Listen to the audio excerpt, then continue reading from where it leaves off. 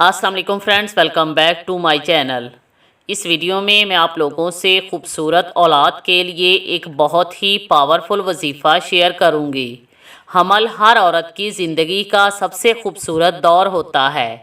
حمل کنفرم ہونے کے بعد ہر عورت کی سوچ اس کے آنے والے بچے کے گرد گھومتی ہے کہ میرا بچہ کیسا ہوگا۔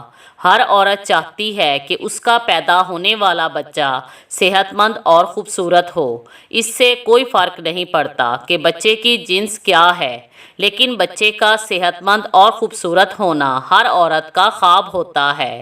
اللہ پاک کی کلام میں بہت طاقت ہے اور ہمارا آج کا وظیفہ اللہ پاک کے صفاتی ناموں پر مشتمل ہے۔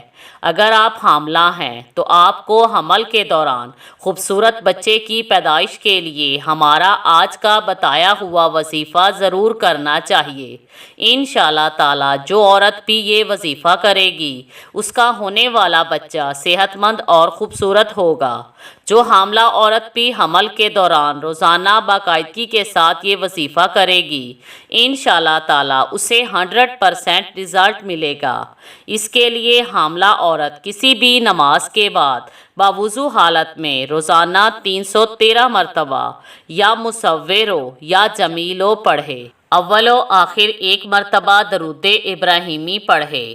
اپنے بچے کی صحت اور خوبصورتی کے لیے دعا مانگے۔ انشاءاللہ تعالی اللہ پاک کے فضل و کرم سے صحت مند، بے عیب اور خوبصورت بچہ پیدا ہوگا۔ Thanks for watching.